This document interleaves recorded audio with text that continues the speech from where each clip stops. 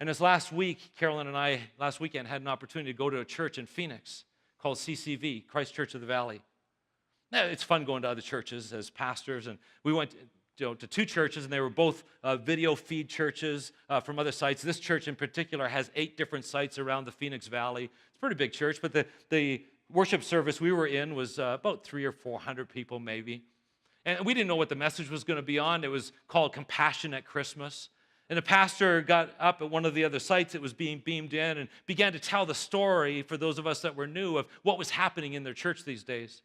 And he said, we're in this series called Compassion at Christmas, and we've determined that we want to make a difference in this world. We want to soak up the resources that God has given us, and we want to squeeze them out and bless somebody else. So we've targeted the country of Colombia. So we went to Compassion as a church. He said, we went to Compassion International, and we said, hey, how many of these profiles do you have, sponsor kid profiles do you have for Colombia? And Compassion got back to them and said, well, we've actually got 10,000. And the pastor said, okay, we'll take them all. And Compassion said, no, you don't want to do that. Why would you want to set yourself up for such failure? You don't need 10,000. Pastor said, no, we have 8 sites, and what we want to do is we want to put them all up around all the 8 sites, and we want to see how many kids, we don't know how many we're going to be able to do, but we want to, as part of our Christmas project, we want to sponsor as many kids as possible. And so the Compassion said, okay, well, we'll give you all the kids we have for Colombia. Colombia is a country of 49 million people. They gave them 10,000 profiles to hang in their 8 different worship communities and venues. And then last weekend, the pastor was reporting, nobody knew how many were actually sponsored. He says, I'm about to reveal to you how many kids we actually sponsored as a church. And so everybody's just sitting on pins and needles waiting to find out. And he says, I can tell you that we were about 1,100 off of our number. There was just silence in the room, a little bit of groaning. He said, we were 1,100 off of our number because last weekend as a church, we sponsored 11,100 kids, and we only had 10,000 to sponsor. It was a gasp in the place. This single church had sponsored 11,100 children on a monthly basis on one Sunday. And Carolyn and I just sat, our mouths just dropped open. And then he said something that absolutely wrecked me. He said, this is not all that we're going to be doing. He says, not only last weekend we were sponsoring all these kids, we sponsored 11,000, we met our goal. This weekend, we're launching a new initiative where we are going to collect money to plant 8 churches, one for every one of our sites, 8 churches in Colombia for these 11,000 kids to go to. It's going to cost us $1 million Canadian is what it would work out to, $704,000 US. He says, we want to have that collected by next weekend. And then the third part of our project is we want to organize a mission trip for every one of you that sponsored a kid to go and do a mission trip with your kid in Colombia. And they said we started with 10 mission trips. They're already all full after 1 week. We have to add more. And then the phrase that absolutely wrecked me was this. He said, church, we have what it takes to move the needle on poverty in Colombia. We have the resources to shift the statistics. And I thought about us, and I went, oh my goodness. Swaziland is a country of 1.3 million people.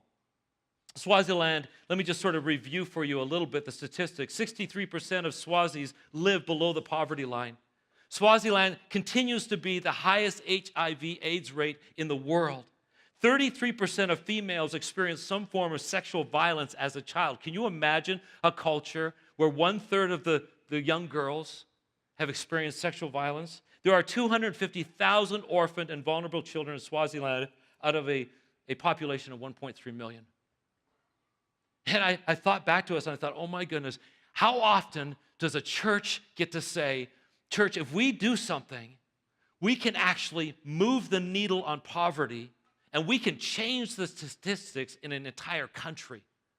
It's not very often that a church gets to do that, but we have the opportunity to do that. We have the opportunity right now to do that as a church. And I walked away from that service, and I will be honest with you, I was feeling a little guilty for having such little faith. You see, we had launched an initiative called Hope Multiplied. We said, you know what, we would love to have 4 other churches, to get 4 other churches to do what we're doing so that we can multiply the impact in Swaziland, so we can actually move the needle on poverty. And we set a goal as 25,000, and I walked away from that church going, oh my goodness, why am I dreaming so small? I started doing the math. I thought, if every adult this weekend at Riverwood in our worship communities gave on average $50 towards this Christmas initiative, we would be at, do the math, $50,000. That would be enough to engage 8 to 10 churches to move the needle of poverty and change the statistics in an entire country. As is, we're just saying, hey, if we all do $25, we can do that. The other part that sort of rattled me was the pastor then looked at his congregation and said, as you all know, I am asking for 100% participation. My mouth dropped again. You can do that? They were asking for 100% participation. He said, listen, everybody can do something. All of us can do something. So why don't we do something?